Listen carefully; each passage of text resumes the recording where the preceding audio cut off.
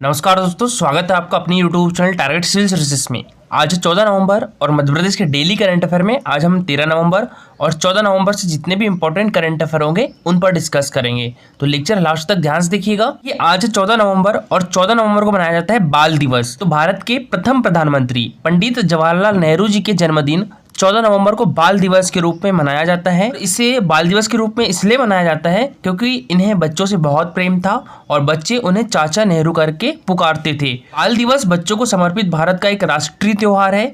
1964 में नेहरू की जयंती को बाल दिवस के रूप में चिन्हित करने के लिए भारतीय संसद में एक प्रस्ताव पारित किया गया था। दोस्तों, सबसे पहले हमने जो कल करंट अफेयर पढ़े थे उसका रिवीजन कर लेते हैं, उसके बाद स्टार्ट करेंगे हम आज के करंट अफेयर। तो कल के करंट अफेयर में पहला क्वेश्चन था हमारा, नेशनल फ्रेमवर्क करिकुलम लागू करने वाला देश का पहला राज्य कौन सा बनेगा? तो ये हमारा मध्य प्रदेश बनेगा। तो इसका आंसर हो गया था option number B. Akhil Bharatiya Tansen संगीत समारोह का आयोजन कहां पर किया जाता है? तो ये ग्वालियर में किया जाता है। कब से कब तक किया जाएगा? तो ये 18 दिसंबर से लेकर 23 दिसंबर तक किया जाएगा। हाल ही में मध्य प्रदेश के किस जिले में अंतर्राष्ट्रीय मिक्स मार्शल आर्ट स्पर्धा का आयोजन किया जा रहा है? तो ये हमारे मध्य प्रदेश की संस्कार राजधानी जबलपुर में। तो इसका आंसर हो गया था ऑप्शन नंबर सी। अंतर्राष्ट्रीय मिक्स मार्शल आर्ट स्पर्धा का आयोजन हमारे मध्य प्रदेश में पहली बार किया जा रहा है। क्वेश्चन था हमारा, बिरसा मुंडा जयंती पर जनजाति गौरव दिवस का मुख्य आयोजन किस जिले में आयोजित किया जाएगा? तो ये शहडोल में आयोजित किया जाएगा। कब किया जाएगा? 15 नवंबर को। ठीक है, और 15 नवंबर को हमारे देश की राष्ट्रपति द्रौपदी मुर्मू भी इस आयोजन की मुख्य अतिथि होगी और इस दिन पेसा एक्ट लागू किया जाएगा। ठीक है, कब पेसा एक्ट कब लागू किया जाएगा? ये 15 नवंबर 2022 को लागू किया जाएगा हमारे देश की राष्ट्रपति द्रौपदी मुर्मू की उपस्थिति में। 15 नवंबर डेट याद रखिएगा, जनजाति गौरव दिवस मनाया जाता है। Deepika Saluja miss international world Singapore बनी है।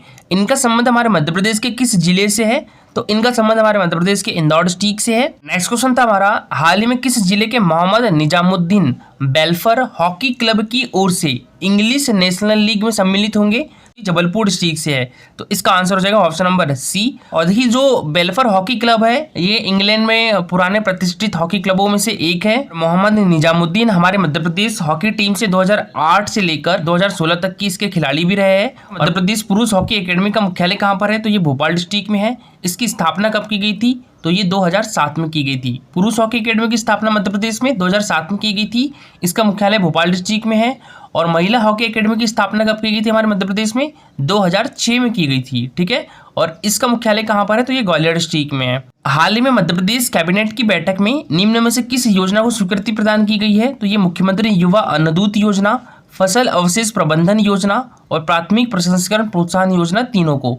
तो इसका आंसर हो गया तो ऑप्शन नंबर डी। हाल ही में नरेंद्र हिरवानी को हरियाणा राज्य क्रिकेट संघ ने अपना स्पिन गेंदबाज कोच नियुक्त किया है। इनका संबंध हमारे मध्य प्रदेश के किस जिले से है? तो इनका संबंध हमारे मध्य प्रदेश के इंदौर डिस्ट्रिक्ट से है।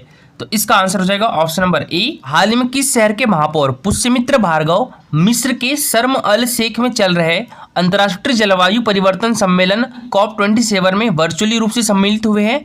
तो ये इंदौर डिस्ट्रिक्ट के महापौर है पुष्यमित्र भार्गव। तो इसका आंसर हो जाएगा ऑप्शन नंबर ए, इंदौर डिस्ट्रिक्ट। COP27 का आयोजन कहां पर किया जा रहा है? ये मिस्र के शर्म अल शेख में किया जा रहा है। COP26 का आयोजन कहां पर किया गया था? तो ये ग्लासगो में किया गया था। और COP28 का आयोजन कहां पर किया जाएगा? तो ये दुबई में किया जाएगा। तो अब स्टार्ट करते हैं हम आज के करंट अफेयर। तो आज के करंट अफेयर में पहला क्वेश्चन है हमारा, हाल ही में मुख्यमंत्री श्री शिवराज सिंह चौहान ने कॉर्नियल इमरजेंसी पुस्तक का विमोचन किया है।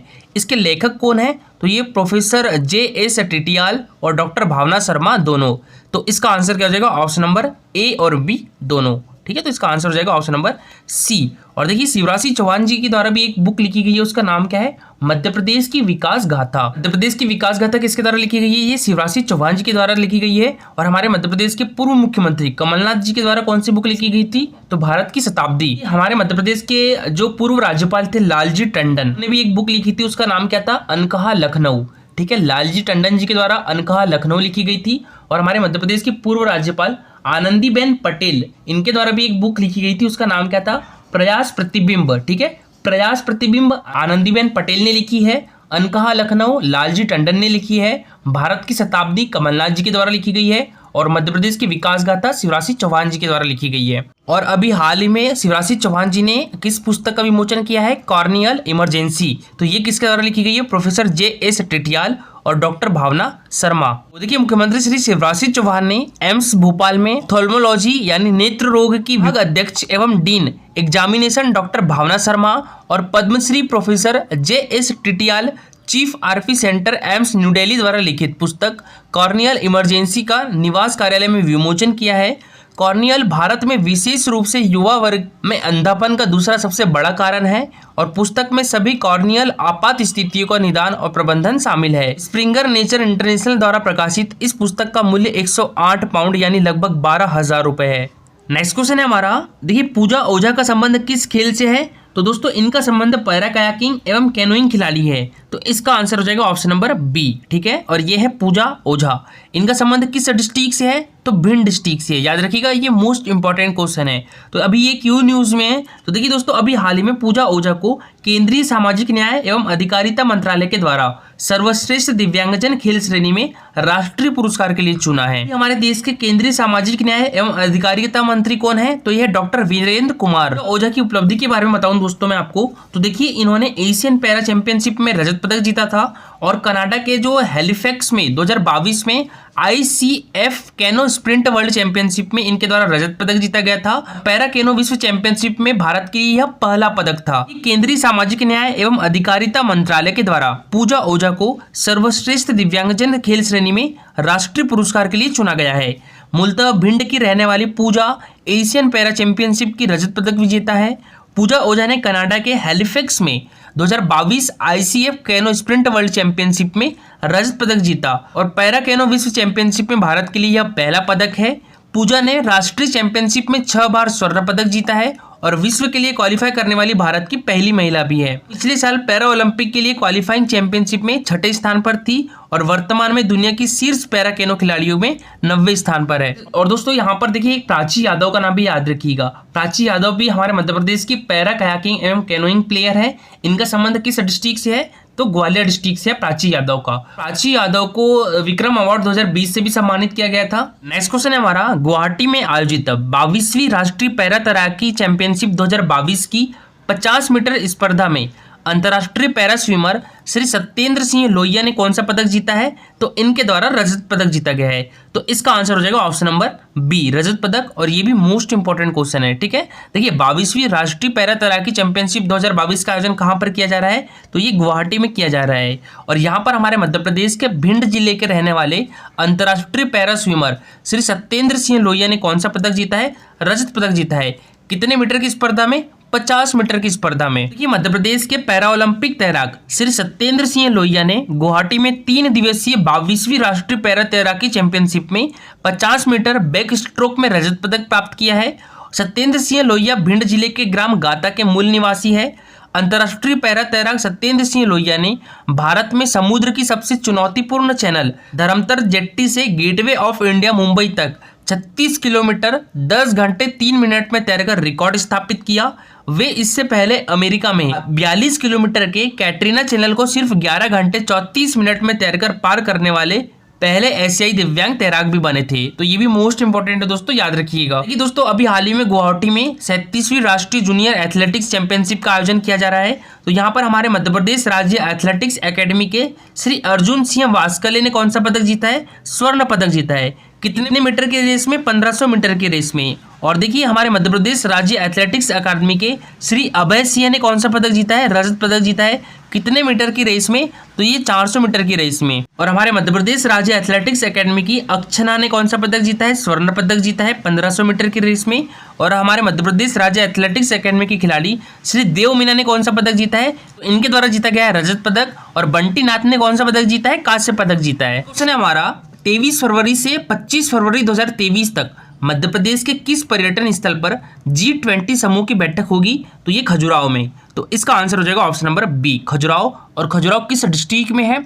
तो ये हमारे मध्य प्रदेश के छतरपुर डिस्ट्रिक्ट में है। दोस्तों यहाँ पर विश्वविख्यात खजुराहो मंदिर भी है। इसका निर्माण किसके द्वारा करवाया गया था? चंदेल राजाओं के द्वारा करवाया गया था। कब करवाया गया था? तो ये 950 से लेकर 1050 ईस्वी तक की करवाया गया था। के मंदिर को यूनेस्को द्वारा विश्व धरोहर स्थल की सूची में कब शामिल किया गया था? तो ये 1986 में शामिल किया गया था। और इसके बाद सांची स्तूप को कब शामिल किया गया था? 1989 में शामिल किया गया था। उसके बाद 2003 में भीमबेटका की गुफाओं को यूनेस्को द्वारा विश्व धरोहर स्थल की सूची में शामिल किया गया था। ये चित्रगुप्त मंदिर खजुराहो का एकमात्र सूर्य मंदिर है। यहाँ पर शैव, जैन, वैष्णव धर्म से संबंधित मंदिर भी है। ओरछा हमारे मध्य प्रदेश के निवाड़ी डिस्ट्रिक्ट में है। मांडू हमारे मध्य प्रदेश के धार डिस्ट्रिक्ट में है। सांची हमारे मध्य प्रदेश के रायसेन डिस्ट्रिक्ट में है और भीमबेटका की गुफाएं भी हमारे मध्य प्रदेश के रायसेन डिस्ट्रिक्ट में है। बात करें हम G20 की, तो इसकी स्थापना कब की थी? ये 26 सितंबर 1999 में की गई थी। Canada, France, Germany, Italy, Japan, United kingdom और यूनाइटेड स्टेट ऑफ अमेरिका, ये 7 कंट्री हो गई। और देखिए पहले G8 हुआ करता था, लेकिन रसिया को बाद में इसे हटा दिया गया जब रसिया ने क्रीमिया कब्जाया था, 2014 की बात है, तब G8 से इसको G7 कर दिया गया था। ठीक है, लेकिन G20 में रसिया भी शामिल है। तो G20 में ये तो G7 कंट्री हो गई और एक रसिया हो गया। कौन कौन सी? अर्जेंटीना है, ऑस्ट्रेलिया है, ब्राजील है, चाइना है, यूरोपियन यूनियन है, इंडिया है, इंडोनेशिया है और इंडोनेशिया के पास ही अभी 2022 में G20 की अध्यक्षता है। ठीक है, अभी यहाँ के राष्ट्रपति कौन है? जोको विडो है। साउथ अफ्रीका है, साउथ कोरिया है, ये है। ठीक है, तुर्की का नाम अब तुर्की कर दिया गया है, मैक्सिको है और सऊदी अरेबिया है। तो देखिए विश्व प्रसिद्ध नगर खजुराहो में 23 फरवरी से 25 फरवरी तक G20 के संस्कृति कार्य समूह की बैठक होगी। इसमें G20 सदस्य देशों के राष्ट्र अध्यक्ष सहित 200 से ज्यादा प्रतिनिधि शामिल होंगे और इस बैठक में प्रधानमंत्री श्री नरेंद्र मोदी भी शामिल होंगे। इस बार भारत 1 दिसंबर 2022 से 30 नवंबर 2023 तक G20 की अध्यक्षता करेगा। इस दौरान देश के अन्य शहरों के साथ इंदौर में 13, 14, 15 फरवरी को G20 के कृषि कार्य समूह की बैठक होगी एवं 23, 24, 25 फरवरी 2023 को खजुराहो में G20 के संस्कृति कार्य समूह की बैठक होगी। खजुराहो में महाराजा छत्रसाल कन्वेंशन सेंटर में इन बैठकों का आयोजन किया जाएगा। और देखिए कल का हमारा क्वेश्चन था, हाल ही में मध्य प्रदेश में स्थित किस मंदिर को सर्वश्रेष्ठ अनुरक्षित और दिव्यांग मित्रवत स्मारक श्रेणी का पुरस्कार मिला है? तो ये भोजपुर शिव मंदिर को। तो इसका आंसर हो जाएगा option number A, Bhojpur Shiv मंदिर। और दोस्तों भोजपुर शिव मंदिर हमारे मध्य प्रदेश के किस डिस्ट्रिक्ट में है? तो ये रायसेन डिस्ट्रिक्ट में है। किस नदी के किनारे है? तो ये बेतवा नदी के किनारे है। इसका निर्माण किस राजा के द्वारा करवाया गया था? राजा भोज के द्वारा करवाया गया था। कब करवाया गया था? 1010 ईस्वी से लेकर 1053 ईस्वी तक। और इसे उत्तर भारत का सोमनाथ भी कहा जाता है। हम यहाँ पर खजुराहो मंदिर की, तो खजुराहो हमारे मध्य प्रदेश के किस डिस्ट्रिक्ट में है? ये छतरपुर डिस्ट्रिक्ट में है। इसका निर्माण चंदेल राजाओं ने 1950 से 1050 के मध्य करवाया था। और खजुराहो मंदिर को यूनेस्को द्वारा विश्व धरोहर स्थल की सूची में कब शामिल किया गया था? ये 1986 में शामिल किया गया था। अब बात करें हम यहाँ पर महाकालेश्वर मंदिर की, तो हमारे देश में 12 ज्योतिर्लिंग है, इसमें से एक महाकालेश्वर में भी है। और ये किस डिस्ट्रिक्ट में है? तो उज्जैन डिस्ट्रिक्ट में है। पशुपतिनाथ मंदिर की बात करें तो देखिए पशुपतिनाथ का विश्व प्रसिद्ध मंदिर कहाँ पर है? ये नेपाल में है। लेकिन पशुपतिनाथ का एक मंदिर हमारे मध्य प्रदेश के मंदसौर डिस्ट्रिक्ट में भी है। किस नदी के किनारे है? तो ये शिवना नदी के किनारे है। बहुत बार एग्जाम में पूछा भी जा चुका है। और देखिए आज के लिए आपका क्वेश्चन है, मेडिकल की पढ़ाई हिंदी में कराने वाला देश का पहला राज्य कौन सा बन गया है? महाराष्ट्र, बिहार, राजस्थान या हमारा मध्य प्रदेश? तो इसका आंसर पूरा डिटेल में दीजिएगा। Telegram channel target civil services, तो इस पर डेली क्विजेस होते हैं, तो इसमें आप भी पार्टिसिपेट कर सकते हो। टेलीग्राम चैनल की लिंक आपको हमारे वीडियो के डिस्क्रिप्शन बॉक्स में मिल जाएगी। और दोस्तों लेक्चर अच्छा लगा हो तो लाइक और शेयर जरूर करिएगा।